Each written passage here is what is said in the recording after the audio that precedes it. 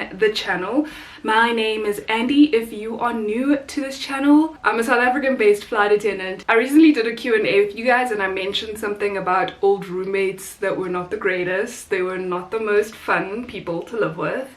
And so I thought today's video could be a little bit of a story time about that time in my life. So yeah, if you're keen to hear the story, stay tuned. So when I first moved to Johannesburg, it was a crazy time for me. Yeah, I moved in April of 2017 to study my flight attendant course. The apartment building that I lived in was a shared apartment building. So the school that I went to Future Flyers in Kempton Park, and the manager of that school owns this apartment that he rents out to students because we're only there for 6 weeks and a lot of us come from out of town. We don't have another place to live. We're not from Joburg. So it's a really great business idea on his end. I must give him that. And we all pay a certain amount and it's a fully furnished apartment and there's a cleaning lady that comes once a week and there's DSTV and there's no Wi-Fi. Yeah, there was no Wi-Fi, but everything else is pretty much sorted. He picks the students up in the morning to take them to school every day. But with me, he didn't have to because I came with my own car and I kind of wanted to get familiar with the place myself. So he was awesome. He was great. He was an absolutely awesome landlord and I really liked the apartment. But it was like such a nice and like bright, very well decorated place. I think I have like some photos that I took there, but I'm not too sure. I'll have to look. When I first moved into this place, there was one girl there and she left like 2 days after I got there. So my entire 6-week course, I was living there by myself and it was a beautiful, beautiful, beautiful time. I stayed there for a couple of extra weeks while I started to job search. So for about another 4 weeks, I was there. And then afterwards I went back down to Underberg, but I was fortunate enough that pretty much a couple of days after I got home in Underberg, I was called in for an interview for my first airline that I flew for. And so I needed a place coming back that I could stay in, and obviously I at the time I don't think I had enough money to like get my own flat and to furnish my own flat and all that stuff. And I really got along very well with the manager of that school. I still get along with him even today. He decided to let me continue to stay at this shared apartment while I started flying and stuff. And on top of that, because I was a little bit more permanent, I could kind of like manage the place and let him know if things are broken, if things need to be fixed, this and that. Yeah, so it got to that point. I was working and living in this place, and every 6 weeks, roughly, give or take, I would have new roommates moving in and out of this place. I never really got my own space. That was a little bit frustrating for me. Just because I've always wanted to have my own space because I come from such a big family. I'm the youngest of 6 kids. I've always shared a room, and even in this apartment, it was a 2-bedroom apartment, but each bedroom had 2 beds. So if there was only one student staying there, it would be great because they would take the other room. But if there was 2 or 3 other people staying there, I would probably have to share a room with somebody. It was great. I was paying a very little amount for a very nice, fully furnished apartment that was also serviced weekly, so I honestly had nothing to complain about. Until some of the roommates moved in. So the first girl that moved in was probably like a couple months after I got there, and she was nice, got along very well. But she liked the boys, so each weekend there would be a different boy there that would like visit or whatever. And guys, keep in mind, I'm flying. It's my new flying job. I'm stressed. I am waking up really, really early in the morning, coming home really, really late at night other days, and it was just a lot for me to handle. And then it was nice with her because if I was off during the week, let's say on a Thursday, and she was at school the whole day, I would have like the whole place to myself, so it'd be nice. I get a little bit of a break. But if I was off on the weekend and I didn't want to do anything, I just wanted to be a hermit crab on the couch, you know, just watch some movies and just like not really talk to anyone, that's when she would decide to invite like a random guy over, and they'd be very chatty and all this. Ugh, and it was just... Also, I don't think the story time is going to be that interesting because I think I've already dropped the punchline in my other video where I told you guys like basically like one of the worst things that any of my roommates did during this time. But I'm gonna tell the story time anyway. Every now and again I would have groups of people that were actually really nice. A lot of them were just, you know, considerate people. But one of my biggest issues is people who don't clean up after themselves, and there was a group of girls who just, I mean, how? I don't know what it was about them, but they just could not clean up after themselves.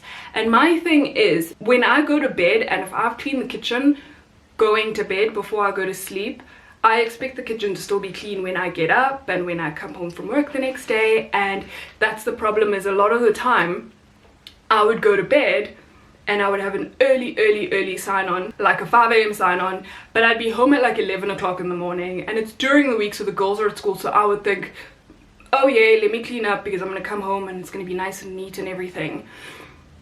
Guys, I would come home at 11 o'clock in the morning, right? These girls are at school. I would have cleaned the entire kitchen the night before, and I get home and I kid you not, somehow they would have used 4 knives to butter their bread. I don't know how, I don't know why, like I just really don't get it, but these girls would use like 4 different knives to butter their bread. They would leave the bread packet like open and just sitting there with like slices of bread on the chopping board, crumbs of bread everywhere. Literally like the peanut butter would be sitting open. I just don't get it. Even if they tried to wash a dish or like fill something with water, I don't know, somehow whenever I cleaned, nothing would happen, like there would be no water anywhere, but whenever they were in the kitchen, somehow there was always water on the floor. And then there's like dirty footsteps all over the floor and stuff, and I'd be like, how does this happen? And I've been awake since 3 o'clock in the morning. I've done an entire flight and I am tired. It's 11 o'clock in the morning. I just want to sit and relax, and now I need to clean, because of course my OCD isn't going to let me just sit down and ignore the mess until they get home. Of course I'm gonna now clean. And like, I came home and the iron was still on. You guys, they left the iron on. Do you know how dangerous that is? Like, yo guys, that was just the worst. But anyway, I spoke to them a couple of times, and then maybe the 3rd or 4th time I had to talk to them about it again and say, guys, please keep cleaning up, like clean up after yourselves, because I clean up before I go to bed and then I go to work and stuff, and I come home and I'm really tired, and the last thing I need is to see your mess from this morning, like that I need to now clean up. Like, it's not fair at all. And at first they were like nice about it and saying like, yeah, we'll do it, and then like after a few times they were literally like, but why should we even bother? There's a cleaning lady that comes. And I was like, the cleaning lady comes once a week, child. She used to come on Wednesdays only. Like, and by Thursday, the house is a mess again. And I would be like, at the end of the day, you need to remember that, okay, you're here for 6 weeks, that's fine. And then you're going home and it's great. But I'm here permanently. I'm here all the time, and I go to work and I come back, and this is not what I need to see, because we're all adults. We're all over the age of 18 here. You should be able to clean up after yourself. It was the whole, everything was always mostly about just cleaning up after themselves, basically, for this group of girls specifically. So it was not nice, because it's just frustrating to have to run after someone and constantly remind them to do something that you've been doing since you were like 9 years old. Like, it's insane to me that I have to remind someone to wipe up after themselves, or wipe the counters when they're done, or just clean up after themselves. Like, who leaves a jar of peanut butter open on the counter and goes to school like that? You know what? It's fine. I thought I'd gotten over this, and then talking about it now is just, bringing it all back, you guys. I can't. And then after those terrible girls, I had these amazing girls who would do everything, pick up after themselves. You know, if I cooked, they would clean up. If they cooked, I clean up. And it's like we all like took turns to do things, and that was just amazing. That was like how it's supposed to be, but that was 1 out of like 8 different sets of roommates I had that did that. So it was a long and horrible road. So then, after a while, I started doing contracts at my company, because at first, you know, I was flying mostly local flights and stuff, or like maybe 2 or 3 day layovers, but then after a while I had to do a whole month in Mozambique, or a whole month in Chad or 2 weeks in Zimbabwe or something like that. And so when that started up, that was when the real issues really started to come. I don't even want to tell you guys every single story. I'm trying to wrap this video up quite quickly. I would go away for 2 weeks or something, and I would come back and I could see that my shoes had been worn, or I suddenly can't find a specific jacket that I love that's really expensive, or that my sister gave me for my birthday or something like that. It was crazy. And you know the story of the wine bottle? If you haven't seen that video, I'll tell you the story now. Basically, I had this bottle of wine. I love white Moscato, and by this specific company. I'll show you like a picture of it on the screen now.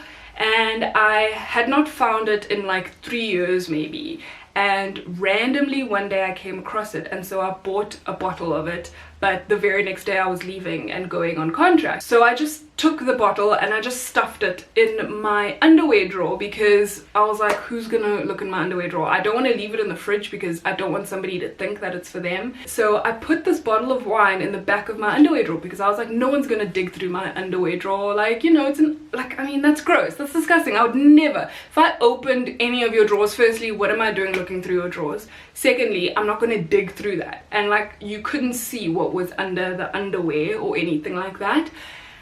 And I came back like a week or two later, and the bottle is not in my underwear drawer anymore. And trust me, I did not misplace it, because I actually even sent Megan a picture of it, and I even told her like, listen, I'm putting it in my underwear drawer, I'm coming back in a week or two and that's when I'll finally drink it, blah blah blah. I was so excited about this wine, and I came back and it's not there. I go into the kitchen, I swear to you guys, empty bottle chilling on the counter, and they haven't even bothered to replace it. On top of that, these girls had moved out already. So I was like, what am I supposed to do? They've already moved out. What is this? Like, I can't even get my money back. I can't even get my wine replaced. Nothing. And guys, again, it's a 65 Rand bottle of wine. That is a very cheap bottle of wine. You can go and just buy yourself your own bottle of wine. You don't have to dig through my underwear drawer to get that bottle of wine. It was just ridiculous, completely ridiculous. There was another girl who decided to start stealing stuff. Like, she legit, it was just her and I for 6 weeks in the house. And like, I mean, obviously I would go away and stuff, but for that course it was just her. There weren't like multiple people staying there. Throughout her time there, like the house, we had like a set amount of towels in the house and all that stuff. I would use my own personal towels, but I knew exactly what towels were in the house. And like halfway through her being there, I was like, where are the blue towels? Because we always had blue towels and we had beige towels, and I suddenly couldn't find any of the blue towels. And then the day she moved out, there was 2 towels left. 2. And there were 10 towels when I moved in. But she left 2 towels. And you know why? Those 2 towels were in my bathroom. That's why she didn't get hold of them, or she didn't take them, was because they were in my bathroom.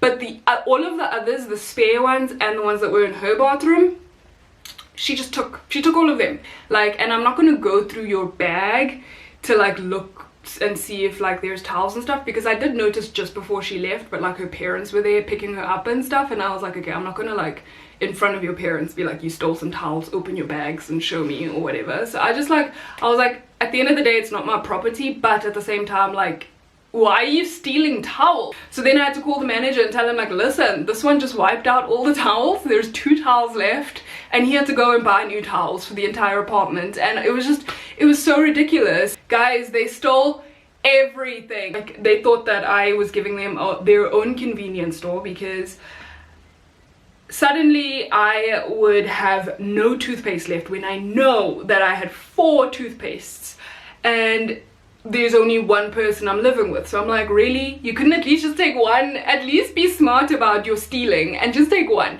No, you go and take all 4 of my toothpastes. Now I don't have toothpaste. Thank you very much. It was just ridiculous. It got to the point where I would literally put everything that's like super important in one of my suitcases and lock it with like an actual padlock. it was just too much. It was too much looking over my shoulder. It was too much double checking everything, too much counting how much of everything I have. It really was such a headache to share that apartment with those people for me that it just really took its toll. And then this is the last story I'll tell you guys, because this video is running very long. So I used to have a Hubley bubbly. I'll put a picture of that now. I'm sure you guys know it, like an occupipe, Hubley bubbly. I don't know what you call it, but let me know in the comments actually what it is that you call it, because I know a ton of people have so many different names for it. But anyway, so I used to have this Hubley, and it was really special to me because I got it from my group of friends in Underberg for my birthday, I think, and it was black and pink, and it was just so pretty, and I was always so obsessed with it. And I kept it with me, like moving up to Joburg and stuff. It was nice for like social events, social gatherings, if I had friends over or something like that, or if I went to a friend's house. It was nice for situations like that. But the thing is, whenever I went on contract, actually whenever it just wasn't being used, I would clean it up, separate all the pieces, and put them in a box, in a shoe box, in my cupboard, in the bottom of my cupboard, like with the rest of my shoes. And the one day I went on a contract for, I think it was 4 weeks or something, and I came back, and the most shocking thing, like I literally stopped in the doorway. I'm pretty sure this was the day I decided to leave. I came back, stood in the doorway, and my Hubley is standing next to the couch. Not only has my Hubley been used, but my flavor has been used. My coal is finished. The Hubley is dirty. On top of that, they had been smoking weed in my Hubley as well. Guys, I don't smoke weed. I don't do drugs. And to see that somebody has used my Hubley to smoke weed, I was beyond livid. I was like, how dare you? You're not, like, if you really want to like do something and have some fun, that's one thing. But my whole thing was, number one, you were looking in my cupboard. Number two, you opened that box, saw Hubley, and thought, let's smoke this. Let's not even buy our own flavor or our own coal. Let's use Andy's stuff. Number three, you're not even smart enough to clean it up and put it back in the box at the end of the day. Because I came back on like a Tuesday or Wednesday. So I'm like, if you were having fun over the weekend, you couldn't at least clean it up and put it back in the box or something? Like, how disrespectful. I was livid just because of that. Just because of that disrespect of, like, how dare you? How dare you use my things and not even clean them up? Then I continue into the house and I get to my bedroom and I open my cupboards. Guys, they took all of my clothes off of the hangers, out of the spaces, the little cubbies in the cupboard, and they squashed them in the bottom of the cupboard, like the one area where you put your shoes in, like the one little cubby that you keep your shoes. They took all of my clothes off the hangers, off of everything, and just stuffed them. Not even like nicely, neatly folded, no. Stuffed them at the bottom. Maybe other people can tolerate a lot more than that, but like, that just blew my mind. I was like, nope, I can't do it. I cannot do it. Like, who do these people think they are? They are so rude. They're so disrespectful. How dare you touch my things? How dare you move them in such a rude manner? At least if you're gonna move them, I get it. If you needed the space, I get it. But like, to take everything off the hangers and out of the cubby and stuff it into one little square in the bottom where I keep my dirty shoes. Guys, it was horrible. Like, I can feel that I'm like getting hot actually telling this. Like, I was so angry and so livid. That was the day I called Keegan and I was like, listen, I can't. These girls are driving me up the wall. This is what they've done today. Like, I can't. And I was leaving like the next week for another contract. So I didn't have time to be like looking for my own other place or anything like that. So that's also how I ended up moving in with my boyfriend. It was just a crazy time for me. I honestly still don't think it is as crazy as other people's stories, but for me this was as crazy as it gets. And the sad thing is, I love that apartment. That was a beautiful apartment. It was in such a great part of town, so close to the airport. Oh my goodness, it was so close to the airport. So pretty and light and bright on the inside, so well furnished. I hope you guys enjoyed that video. That is it from me. It was a terrible time, but I know that it's not as bad as what other people have experienced. If you guys enjoyed this video, please give it a massive thumbs up. Also hit the subscribe button if you aren't already subscribed, and hit the bell notification so that you can be notified every time I post a video. Oh my gosh, I've never said that in my videos before. But anyway, thank you guys so much for watching. Don't forget to spread good vibes and be kind, and I'll see you all on the next video. Bye bye.